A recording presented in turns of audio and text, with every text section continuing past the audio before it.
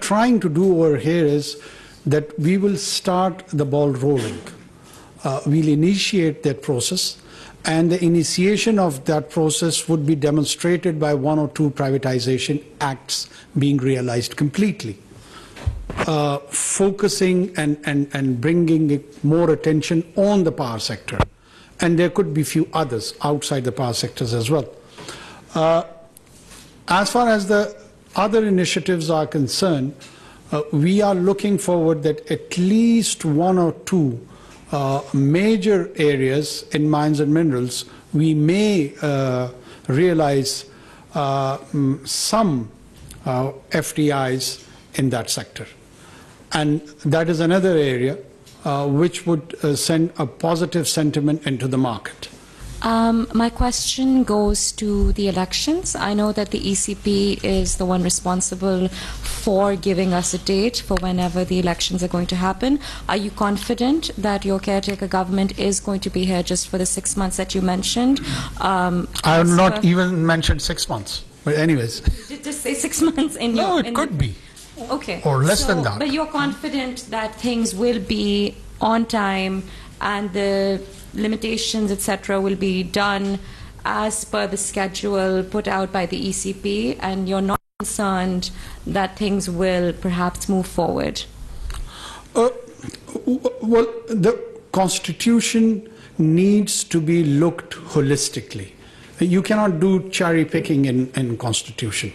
And when I say holistically, all the questions raised in your question, or the aspects of your question, the shades, they all are answered within Constitution.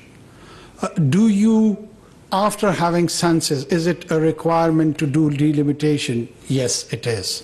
Does that delimitation has to be done by the Election Commission of Pakistan? Of course, it has to be done. For how long does that exercise take? It is anybody's guess, but I am pretty much confident that it would be within the reasonable framework of time. Could be 1 month, 1.5 months, 45 days. I cannot be prescient about the time frame that it has to be exact in terms of hours and seconds. But yes, I do have an approximate sense, and I'm quite sure and comfortable that it would appear and it would look and what would happen in a relatively normal frame of time. As a follow-up question, when do you anticipate we will find out whether the PTI will be able to run in those elections? And what are your considerations about the importance of allowing them to run or not to run? I don't have any sort of confusion or qualms on any political party, including PTI, that they would be part of the electoral process. They are registered political party with the Election Commission of Pakistan. They are constitutionally entitled to field their candidatures in different constituencies. Just like any other political party. I'm even surprised that even this question of them participating in the electoral process, why does it arise? No one has stopping any political party from participating in a normal constitutional political process. What can be done? What would you like to see done on this, particularly in terms of Pakistan, Afghanistan? Are you more focused on what we're going to do on counter-terrorism, yeah, or Afghanistan-Pakistan relations? Well, I mean, it's related because Pakistan is saying, as I understand it, that much of the problem is based in Afghanistan, and these guys are sort of operating from Afghanistan into Pakistan. First of all, I think so we should focus and try to appreciate what is going on our western borders. And this surge in attacks of terrorist outfits, either be religious-inspired attacks or even ethnic-inspired attacks, like the form of BLA and BLF and the rest of their associates. One thing which is very important, which has changed the entire landscape, the security landscape of this region, is The leftover gadgets by US and its allies in Afghanistan, which has implications not just for Pakistan but for the whole region. And very reliable and authentic journalistic literature has been already produced on it. It's not just what Pakistan is saying, it's the literature has been published even in magazines like Foreign Policy and few others. But we do believe this is a challenge which probably was not well thought of. And this is a challenge which needs to be responded. And this is a challenge where we, along with our international partners against the terrorism, need to coordinate, cooperate, and work together. And I believe that in initial briefings to me from the security side, my understanding is that we are already working on that with our partners, be it United States and others, European Union, UK, and the rest of the powers. And this is a problem which has been recognized by anyone and everyone. And these surges are primarily happening because the fighting capacity of these outfits has been enhanced. They are emerging as a new challenge. Pakistan is in the forefront to take this brunt. We have been arguing this for years and years and years when we were accused by our own partners that we are probably having a sort of a double role, or we are not the willing partnership in this so-called war on terror. But we could foresee that a time will come that all these powers will leave this region and it would be us who would be facing the mess. And this is what is exactly happening to us. It has happened to us in 1989. It has happened to us again in 2021. Do we surrender? Do we just leave it as a fait accompli? No. We are planning, we are executing on our own resources. We would reform, when I say we would reform our tax system, it is for the reason we cannot rely on financial assistance to take on our security challenges. We have to raise our own money. And we are doing that. And then spend that money on an area where we can keep our population secure. We deny the partnership, help and assistance if it is available at a global scale. No, we will not deny that assistance or help.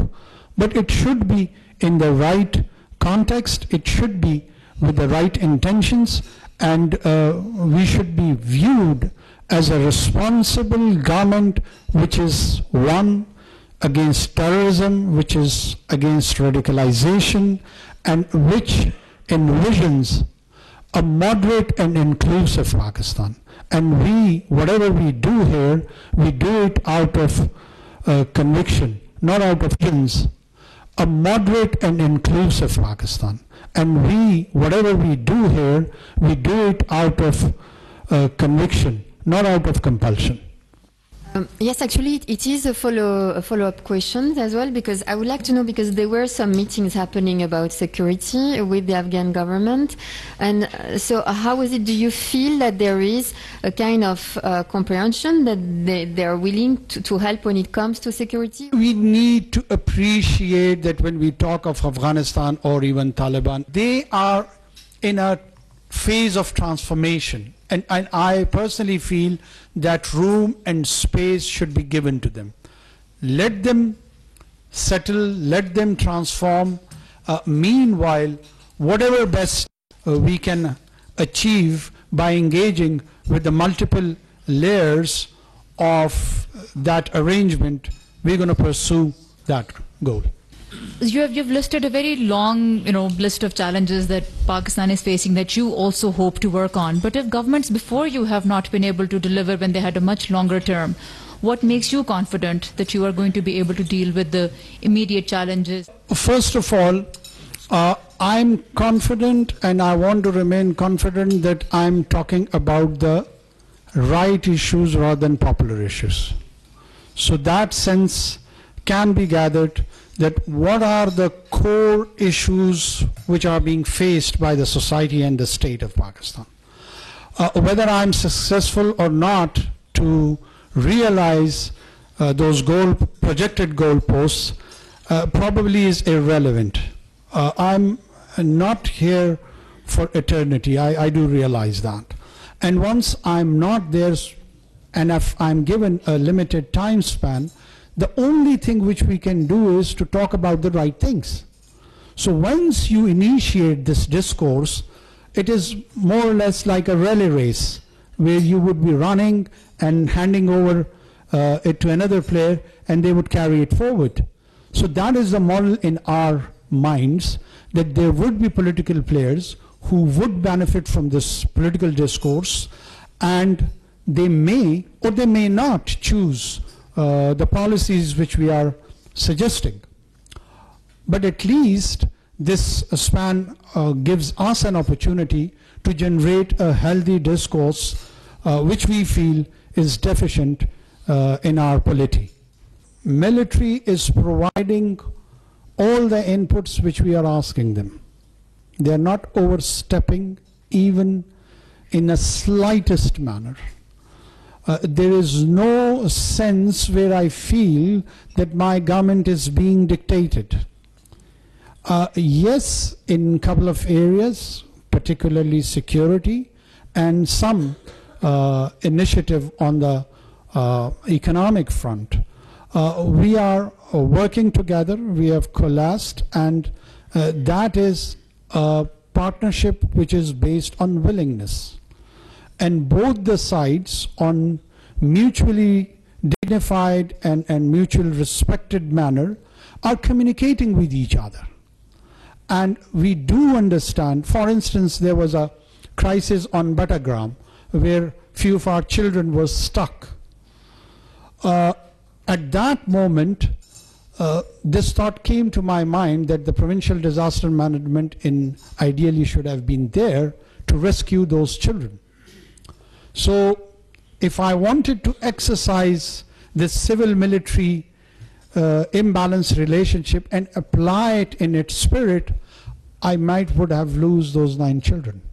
So the choice was with me, that do I approach military to rescue my 9 children, or entangle myself in this debate that it would look like as they are overstepping in our governance. So I chose the latter and saved those 9 children.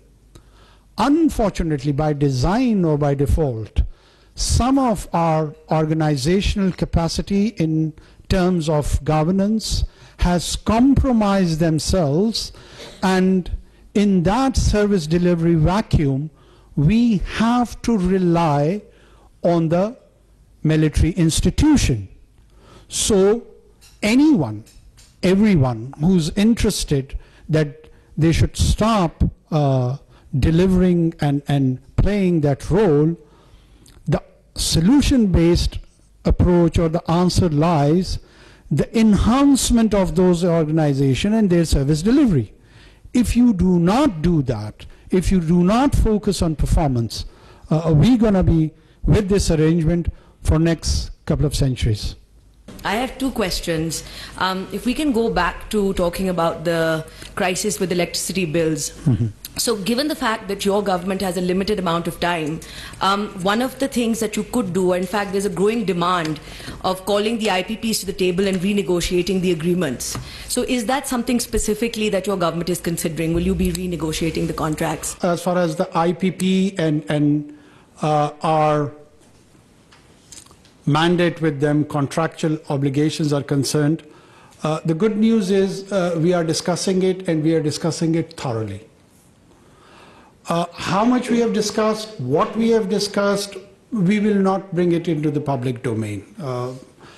We are on a course where we feel that we should find some sort of resolution as everyone feels that they are even contracts.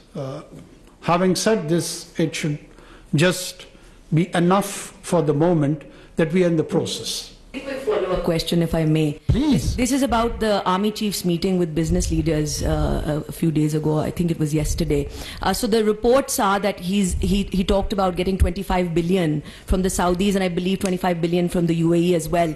Is there a time frame for this? Is there more that you can tell us about this, specifically about this coming from the Saudis and the UAE? And if this 25 billion figure is something you can confirm? Thank you. I do confirm, and in the follow-up of explanation, I would attempt that this is spread probably between 2 to 4 or 5 years. And in this span of time, these projects are to the tune of this amount would be realized, and it is in different sectors, particularly mines and minerals, agriculture, and IT sector. Question is, you mentioned that the most meetings you've had is on the energy sector. So you may have an idea that Pakistan needs to raise gas prices, and there needs to be a quarterly adjustment in the power tariff as well. Are you committed to increasing them? All these decisions or the specifics would be done once we have the relevant input of the experts, and accordingly it would be announced and it would be known. My question is about the China-Pakistan Economic Corridor. Actually, we know that the outgoing former government have already held a celebration of the CPEC's 10th anniversary. I would like to know your government's view on the CPEC or any plan on CPEC. Second, is there any plan for your government members to attend for the participation on the coming Belt and Road Global Cooperation Summit, which is going to be held in mid-October?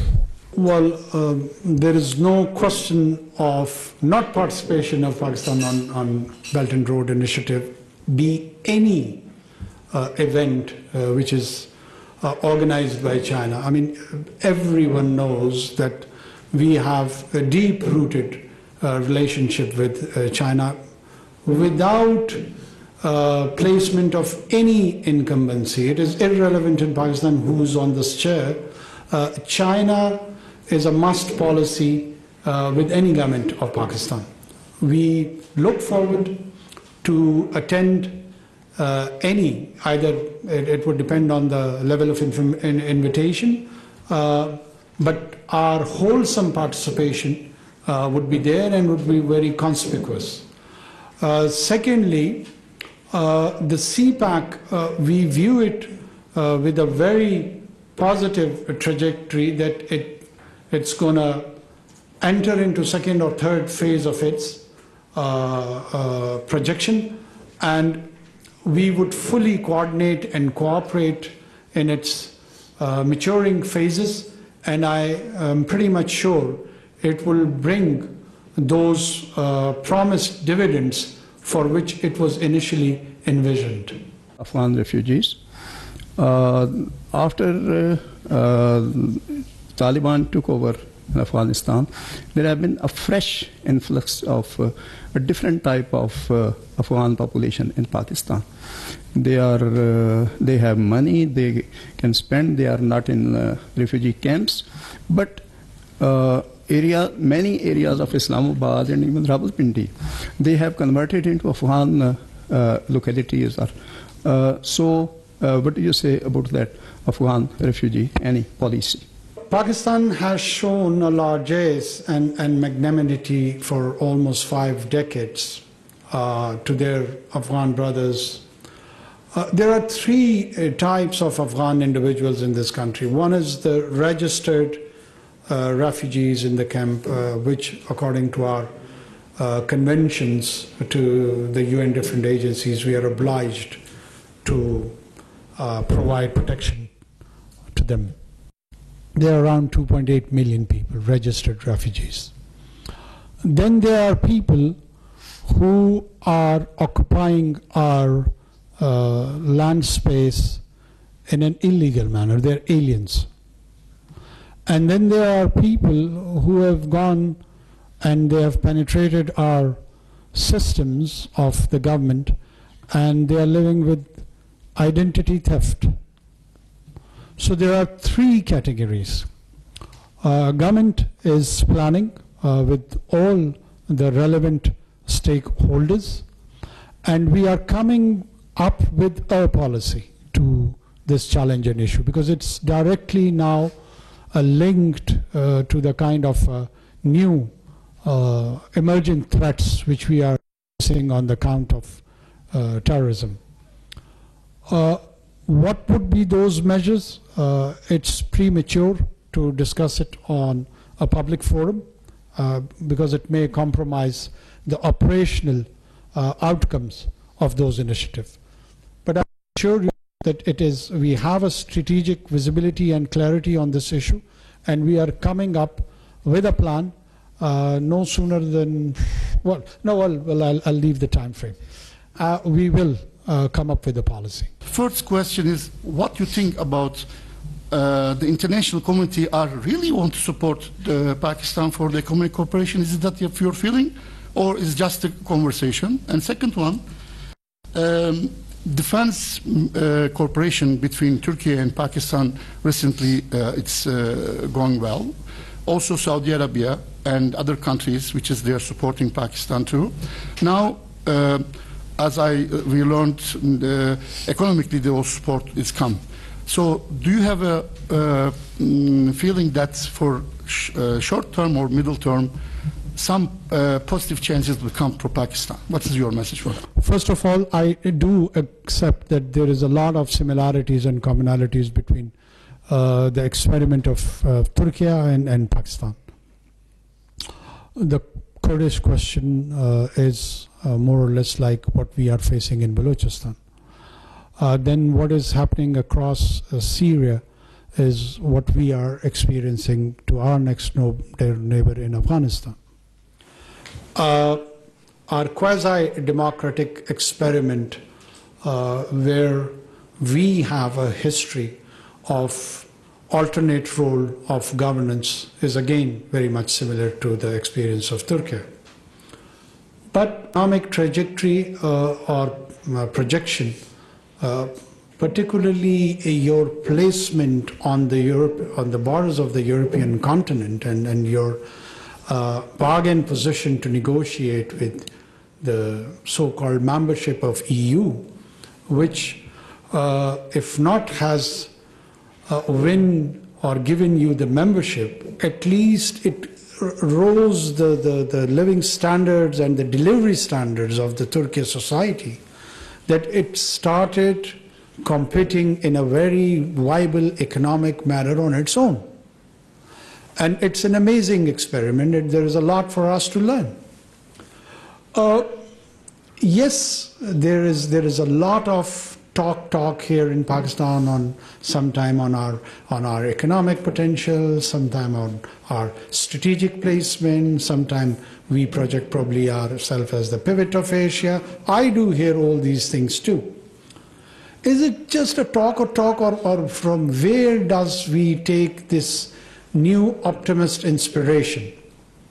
One, I take it from my province, from where I come. We have got a Titian belt which is more or less gifted with around, a conservative estimate is around $6 trillion of natural resources, which includes copper and gold, which includes rare earth material. It was already there, so what is new? The new is that we have a economically viable project of Recordec, which is happening with the big boys of copper and gold, and it would start working by the end of December.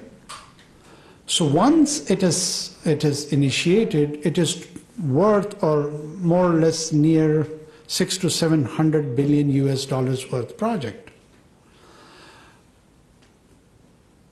The two holes, which is H11, H14, is around 3 square kilometer width and around 4 square kilometer length, which has these deposits based on scientific evidence and data, and it has turned the value of that mud into $700 billion US. So it was there, but the scientific evidence was not available, so we couldn't claim that it is that much ore. Now this is new. The surrounding areas, we have got partners who has the financial capacity to invest and explore and do all the required seismic surveys and the drillings and bring it into a viable economic model. So can those country or groups on the basis of their financial capacity can do it on their own? No. For instance, Saudis, or for instance, Emiratis or others. So they have to club in with the technical expertise, maybe Canadian, maybe Chilean, maybe Australian, maybe Americans. And this model is actually happening, and at an extended level, the players outside the region have also started realizing, and a stake, though an indirect one, is being created in the economic model of Pakistan. So we are hopeful that all these stakeholders or the players, which we would be having some sort of stakes in the exploration of all these projects, would start viewing Pakistan with a very different prism. And once these legitimate economic interests are there, they would be interested in our economic stability, and they would love to see a secure and protected Pakistan, not just for itself, but for the whole of the region. And the kind of negative perception and negative press which usually we had for many years and years and years, my anticipation is that it's going to change. And it's going to change slowly, gradually, depending that how consistent we are on pursuing all these goals. And if we are there, consistent at least for 2 years or so, my own assessment is the entire branding and rebranding of Pakistan would transform. Thank you very much for this opportunity to attend this meeting. Excellency, I have two questions. First one, how your government see the priorities with regards to Russia-Pakistani relations? This is first. And second, with regards to the crude oil deal. As I think 3 weeks ago, appeared several speculations that Pakistani refinery factories have stopped refinery activity over the already purchased Russian crude oil. Is that true? And what actually your government is planning with regards to this issue? Thanks. I luckily in my last few months in the parliament, I had the chance to visit Russia twice.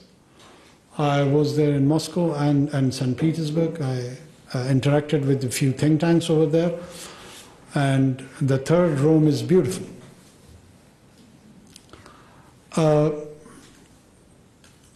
I was mesmerized by St. Petersburg. It's a beautiful city, no doubt about that. Russia is a major and important player in the region. And we do take in account its military and economic potential. And how does it has implications for its initial orbit of influence, which probably is Central Asia, and then its strategic presence in the Eastern Europe too. It's not just that, but it has a sizable presence in Middle East and North Africa. So we do see in the right measurement the actual placement of the Russia where it should be. Pakistan explores and seeks new venues of a very fresh start, which is not linked where we do not dwell in the past. We do understand that Russian Federation carries the legacy of post-Soviet Union, but it definitely is not a Stalinist or Marxist tradition which it is carrying. Yes, Russian Federation has its own idea of identity, and we appreciate and understand that, and we want to have a very constructive relationship with them. As far as the crude oil is concerned, our infrastructure of refinery was not based on the model where we could import and refine a lot of Russian oil. So this is one of the impediment. There is no policy hindrance to have oil get imported from Russia. So we are exploring not just the oil trade and other. Islamabad से ये मनाजिर आप देख रहे थे जहां पर निगरान वज़ीर आज़म अनवार उल हक काकड़ मीडिया टॉक कर रहे थे। उनकी जानिब से कहा गया निगरान हुकूमत की जिम्मेदारी इंतखाबात में मुआवनत करना है।